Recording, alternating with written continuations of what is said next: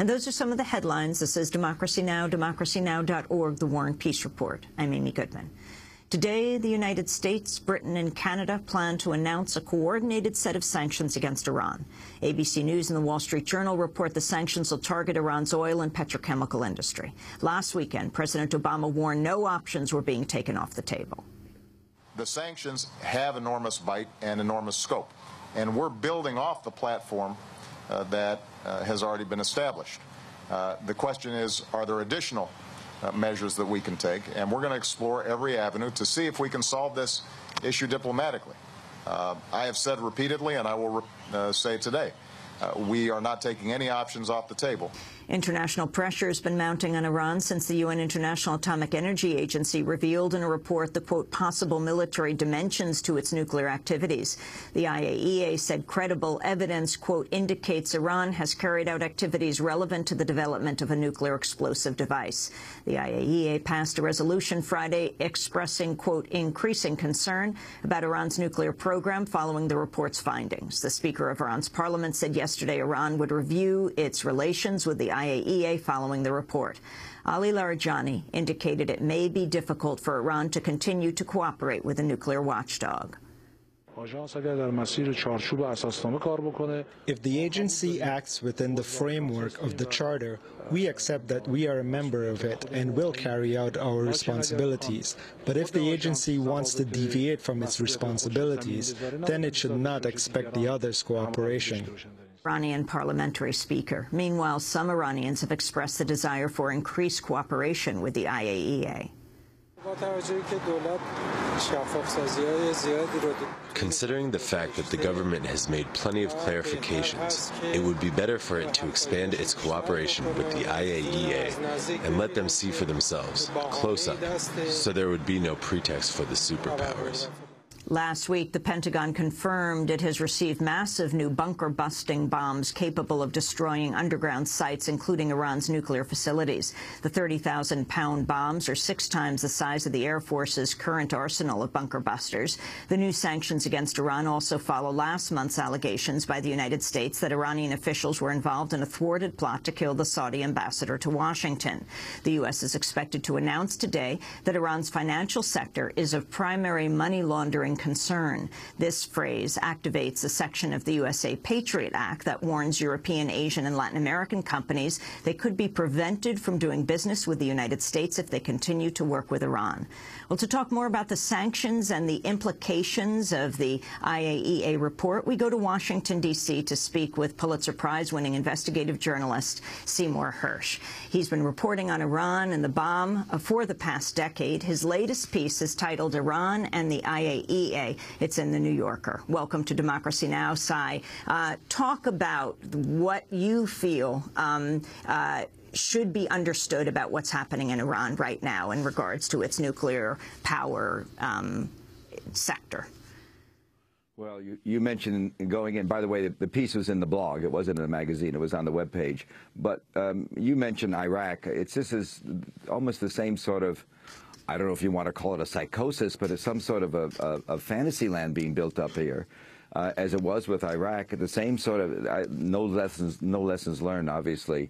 Look, I have been reporting about Iran, and I can tell you that since '04, under George Bush and particularly the Vice President, Mr. Cheney, Cheney was particularly concerned there were secret facilities for building a weapon, which are much different than the enrichment. We have enrichment in Iran. They've acknowledged it.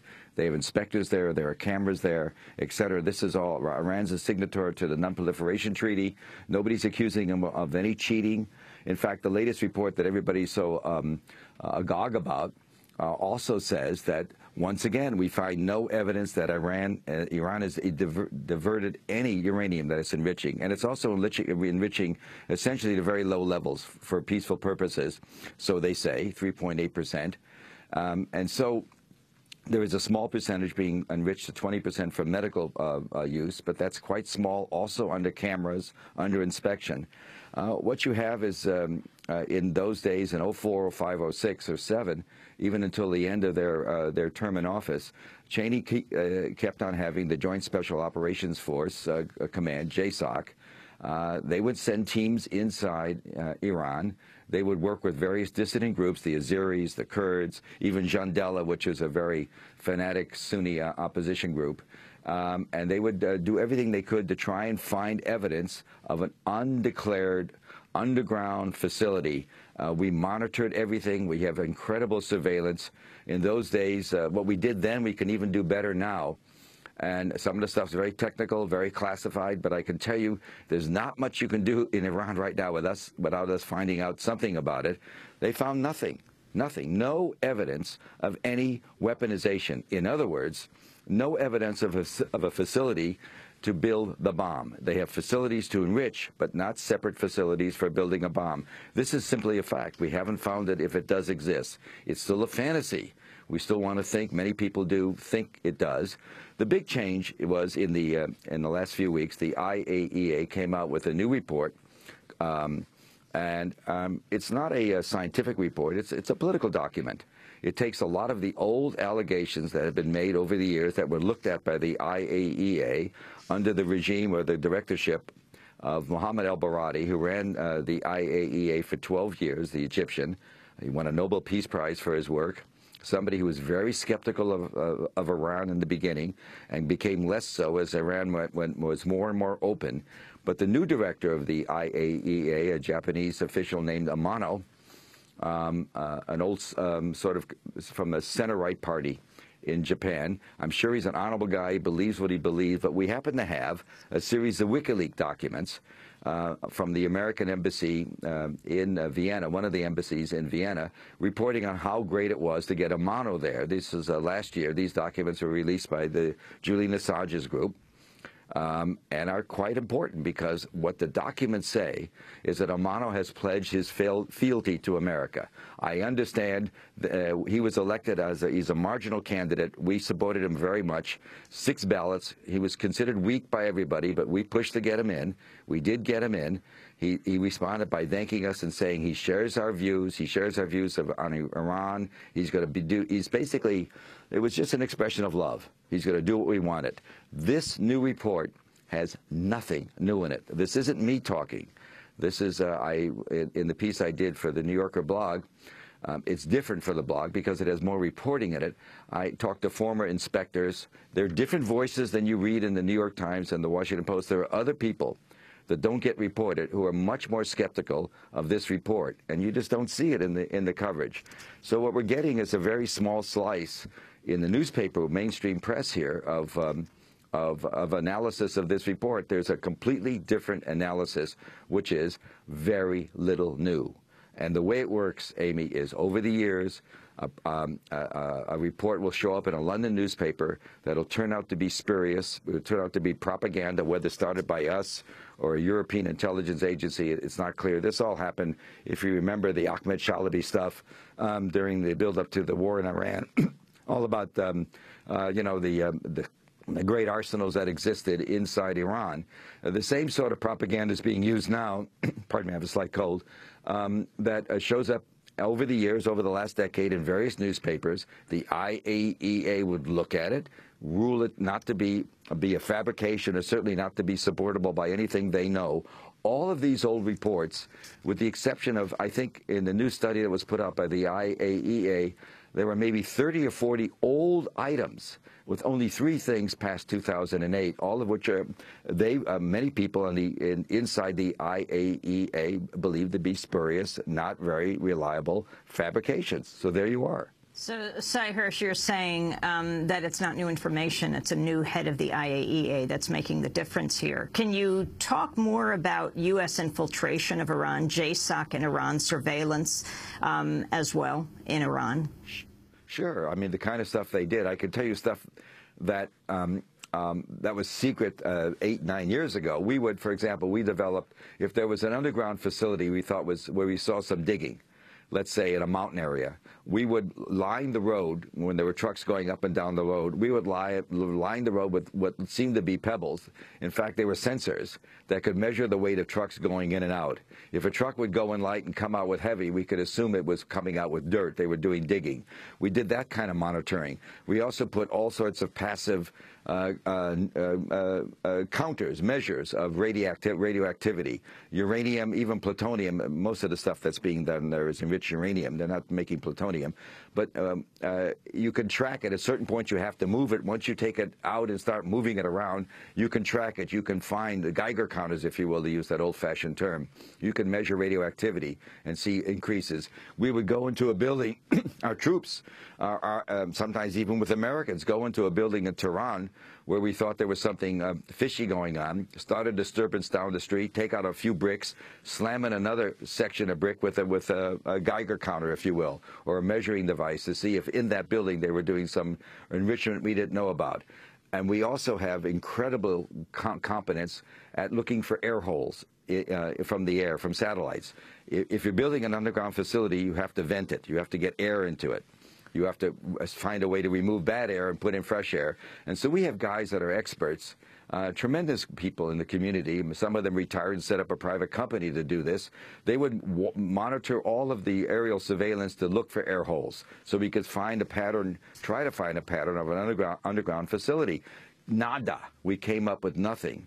And the most important thing is we also, and the IA, even this new report also says, let me emphasize this, if you're not diverting uranium, if you're not taking uranium out of the count and smuggling it someplace so that you can build a bomb, and that the IAEA is absolutely categorical on everything that they are enriching, whatever percentage they enrich to is under camera inspection and under inspection of inspections. It's all open under the treaty, the Safeguard Treaty. Nobody's accusing Iran of violating the treaty. They're just accusing them of cheating on the side, or some evidence they are. And there's been no evidence of a diversion. So if you're going to make a bomb, you're going to have to bring it in from someplace else. And given the kind of surveillance we have, that's going to be hard to do, to import it from a third country, bring in uranium and enrich it, or enrich uranium. It's just a long shot. And what you have is, as I said, it's some sort of a hysteria that we had over Iraq that's coming up again in Iran. And this isn't a plea for Iran. There's a lot of things that the Iranians do that is objectionable, the way they treat dissent, et cetera, et cetera. So I'm just speaking within the context of the hullabaloo that's up now. And as far as sanctions are concerned, you know, excuse me, we've been sanctioning Cuba for 60 years, and Castro he may be ill, but he's still there. Sanctions are not going to work. This is a country that produces oil and gas, less and less, but still plenty of it, and they have customers in the Far East. The Iranians, they have customers for their energy. We're the losers in this. How would you compare the Obama administration to the Bush administration when it comes to Iran? I can't find a comparison. A little less bellicose, but the same thing. I do think I have every reason to believe that, unlike Mr. Bush, President Obama really is worried about an attack. He doesn't want to see the Israelis bomb Iran. That's the kind of talk we've been getting in the press lately. And there's new, as you mentioned, the 30,000-pound bombs built by Boeing, I think. The problem is that most of Iran's facilities, the ones that we know about, the declared facilities under camera inspection, a place called Natanz, is about 75 to 80 feet underground. And you'd have to do a hell of a lot of bombing to do much damage to it. You could certainly do damage to it, but the cost internationally would be stupendous. The argument for going and bombing is so vague and so nil. There's been studies done showing, technical studies, MIT and other places, and the Israeli government also has had its scientists participate in these studies, showing it would be really hard to do a significant amount of damage, given how deep the underground facilities are. But you hear this talk about it. And there's, you know, look, this president has said nothing about what's going on in Tahrir Square again. We're mute. He's been mute on this kind of the bellicosity. But my understanding is that purely from inside information is that he does understand the issues more. I think it's right now a political game being played by him to look tough.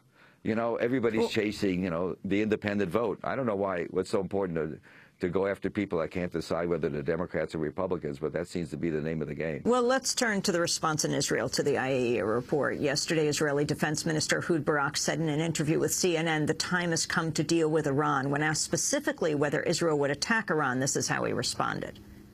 I don't think that that's a subject for public discussion. But I can tell you that the IAEA report has a sobering impact on many in the world, leaders as well as the publics, and people understand that the time had come. Amano told straightly what he found, unlike Baradei, and it became a major issue that I think duly so becomes a major issue for sanctions, for intensive diplomacy with urgency. People understand now that Iran is determined to reach nuclear weapons. No other possible or conceivable explanation for what they had been actually doing, and that should be stopped. That was the Israeli Defense Minister, Ehud Barak. Asai, your response. Well, what makes me nervous is Barak and Bibi Netanyahu are together on this. They're not always together on many things. They both agree. And that's worrisome because, again, it's a political issue there. Everybody, the country is moving quickly to the right, Israel is, obviously. And I can just tell you that I've also talked. Unfortunately, the ground rules are so lousy in Israel, I can't write it, but I've talked to very senior intelligence people in Israel rather. If you notice, you don't hear that much about it, but the former head of Mossad, Meir Dagan, who left, who was the guy that orchestrated the attempted assassinations in Dubai, etc., no dove, has been vehement about the foolishness of attempting to go after Iran on the grounds that it's not clear what they have. They're certainly far away from a bomb. Israel's been saying for 20 years they're 6 months away from making a bomb. But I can tell you that I've talked to senior Israeli officers in Israel who have told me, they know that Iran, as the American intelligence community reported, I think it was in 2007, there was a national intelligence estimate that became public that said, essentially, Iran did look at the bomb. They had an 8-year war with Iraq. A terrible war, 1980 to 1988. And we, by the way, the United States sided with Iraq, Saddam Hussein at that time. Iran then, in the years after that, they began to worry about Iraq's talk about building a nuclear weapon. So they did look in that period, let's say 97 to 97 to 2003, no question, the American NIE said in 2007, it was augmented in 2011. I wrote about it a year ago in the New Yorker. It said, yes, they did look at a bomb. But they knew that they couldn't. There's no way they could make a bomb to deter America or Israel. They're not fools. Persian society's been around for a couple thousand years. They can't deter us. We have too many bombs. They thought maybe they could deter Iraq. After we went in and took down Iraq in 2003, they stopped. So they had done some studies. We're talking about computer modeling, et cetera, no building. No question, they looked at the idea of getting a bomb or getting to the point where maybe they could make one. They did do that, but they stopped in 2003. That's still the American consensus. The Israelis will tell you privately, yes, we agree. They stopped most of their planning, even their studies, in 2003. The Israeli position is they stopped not because they saw what we did to Iraq, but they thought that we destroyed Iraq. I had a general tell me this. We destroyed Iraq it took them, we did in 3 weeks what they could do in 8 years. They thought they would be next. But the consensus was, yes, they stopped. And also, if you asked serious, smart, wise Israelis in the intelligence business, and there are many, do you really think if they got a bomb, and they don't have one now, they would hit Tel Aviv? And the answer was, you think they're crazy? We would incinerate them. Of course not. They've been around 2,000 years. That's not going to happen. Their fear was they would give a bomb to somebody else, etc. But there's an element of rationality in the Israeli intelligence community that's not being expressed by the political leadership. It's the same madness we have here. There's an element of rationality in our intelligence community which says, in 2007, and it said it again last year, they don't have the bomb. They're not making it. It's an NIE. 16 agencies agreed, 16-0, in an internal vote. Before that, they did an update in 2011 on the 2007 study and came to the same place. It's just not there. That doesn't mean they don't have dreams. It doesn't mean scientists don't do computer studies. It doesn't mean that physicists at the University of Tehran don't do what physicists like to do, write papers and do studies.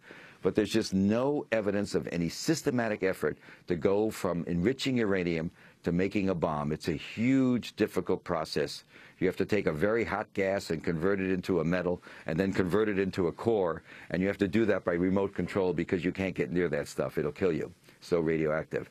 I mean, so, look, I'm a lone voice, and you know how careful the New Yorker is, even in a blog item. This piece was checked and rechecked, and I quote people, Joe Cirincione, an American who's been involved in disarmament many years. These are different voices than you're seeing in the papers. I sometimes get offended by the same voices we see in the New York Times and Washington Post. We don't see people with different points of view. There are inside the not only the American intelligence community, but also inside the IAEA in Vienna. There are many people who cannot stand what Amano's doing, and many people who basically, I get emails, this piece came out, was put up, I think, over the weekend, and I get emails like crazy from people on the inside saying, way to go.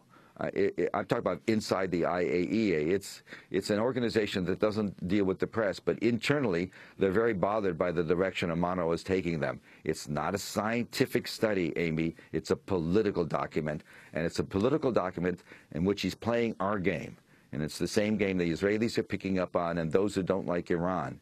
And I wish we could separate our feelings about Iran and the mullahs and what happened with the students from 1979 into the reality, which is that I think there's a very serious chance the Iranians would certainly give us the kind of inspections we want in return for a little love, an end to sanctions, and a respect that they insist that they want to get from us. And it's not happening from this administration. Seymour Hersh, I want to thank you very much for being with us. His latest piece is on the blog at The New Yorker. It's called Iran and the IAEA. Seymour Hersh won the Pulitzer Prize. His piece you can see at The New Yorker's website. This is Democracy Now!